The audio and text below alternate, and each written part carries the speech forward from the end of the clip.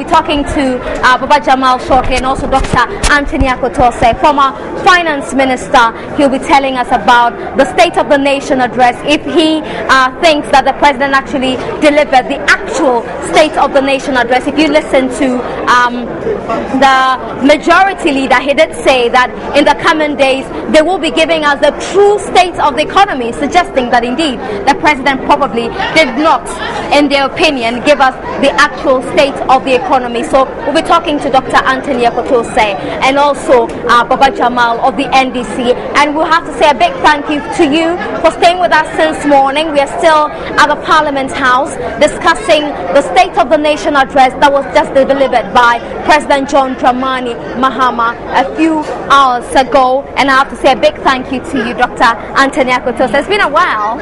Yes, very well, thank you. It's good to see you, and Baba Jamal is also getting ready here.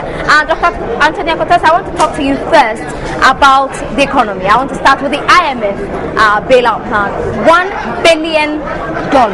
I just spoke to the finance minister. He says it is not the only money that will turn the economy around. He talked about the sovereign bonds. He talked about other bonds. Is it really, are we going to see a turning point of the economy? You have been there. You know the finance very well. Thank you very much. I think we have to be careful, and we need to understand what an IMF program means. The IMF itself does not give you money for development. If they give you assistance, it's for balance of payment support, subject to you doing certain things. I don't know these conditions. One, what they also do is that when they agree with you with the program, the donors who want to give you money tell them how much they are going to give to you. So it means that if you are able to reach a program, those disbursements will come. But you know that for the past 2 or 3 years, the disbursements from our donors have not come. So there's been a gap. Well, we are told because we moved to middle income states. No, that's not the case. It's not? The donors give you grants, but sometimes they don't disburse because you have not fulfilled certain conditions. If, for example, the condition was that you should meet a certain deficit, you don't meet it, they cannot disburse. The EU is a good example. They have not disbursed for a long time, and so that affects the financing. The content of the IMF program must be noted, because I don't know the content.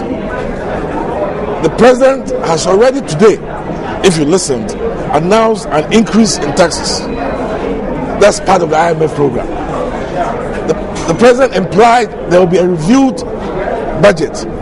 If it's part of the IMF program, government expenditure will be reviewed downwards. Now, if you have an environment where government expenditure is going downwards, interest rates are high, cost of doing business is high, growth will go down, revenue will fall. It means that Ghana's economy cannot generate growth for employment. So the IMF is a poison pill.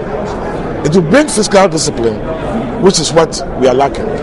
So it is not a foregone conclusion that because it may bring some credibility with the foreign investors that you are now going to be more disciplined. That is the kind of credibility it may bring. But that's subject to your performing certain things. They will review, 5-6 times. If you don't meet the conditions, they won't disburse. So let's not think that then an IMF program is the end of the matter. No. The immediate problem is the energy crisis. I don't see a solution. You don't? Look at today's graphic. When I read it, I was wondering what the president, whether he had read it or not. DRA and Ghana Gas say it will get worse. The LCs for the badge have not been concluded yet. Why isn't the bank concluding it? Money, cash, goodie, we don't have it. That is our problem. It's not installation capacity. Government must find money to restructure ECG balance sheet. That I did not hear the president address, because somebody will not bring the badge for free.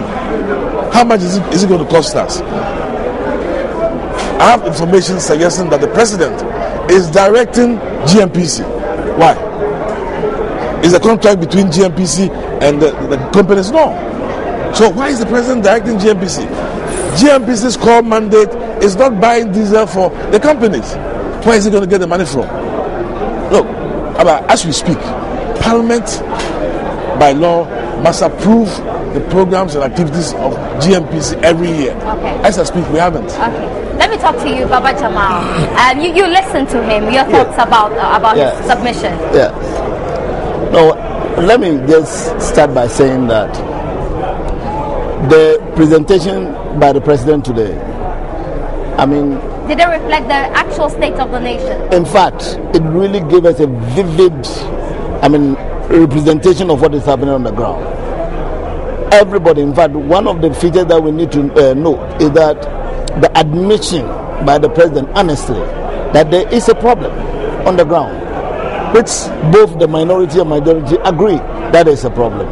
Then beyond the problem, what are we doing? We have witnessed this situation before. This is not the first time Ghana is going into this crisis. One may argue that this time is taking a longer time. Yes, it's taking a longer time because we don't want to solve it the way we did it the last time, according to the president. He wants to solve it permanently. At first, when it comes ad hocly, we fix it, and that is the end of it. But this time, he wants to fix it, so he has given us the immediately what he's doing, medium term what he's doing, and the long term what he's doing. I agree with him that when it comes to IMF, of course, they will come with conditionalities. Okay. But some of the conditionalities, he knows that the nation has already started implementing. Limiting internal borrowing, making sure that your payrolls are credible and all those. So those things we have already started. So I don't think that we have too much problem. Meeting those conditionalities. But the most important thing is what are we doing internally? And what are we doing to bring some relief to our people? Beyond the doing so, there are other things going on. But the cost of living is going up. Oh, but what do you expect when you have such a crisis? Surely you don't expect that the cost of living. And that's the most important thing to the ordinary Ghanaians. Of course, and that is why I'm saying that the admission of the problem is very important, and the president has admitted. But what has the president done? We have lights in our rooms at night. Oh yes, and what has he done? Have you gone beyond that? He is bringing in power badges. He is refitting all those ones that are already down. Akoto is a natural system. 2 turbines are not working. They are trying to see how they can fit in 10 from hydro to thermal.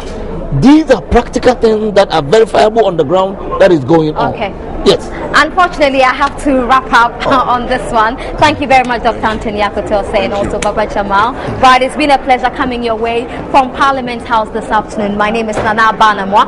I have to hand over to the studios at Adesawi in Kanda. Thank you very much for your time this afternoon.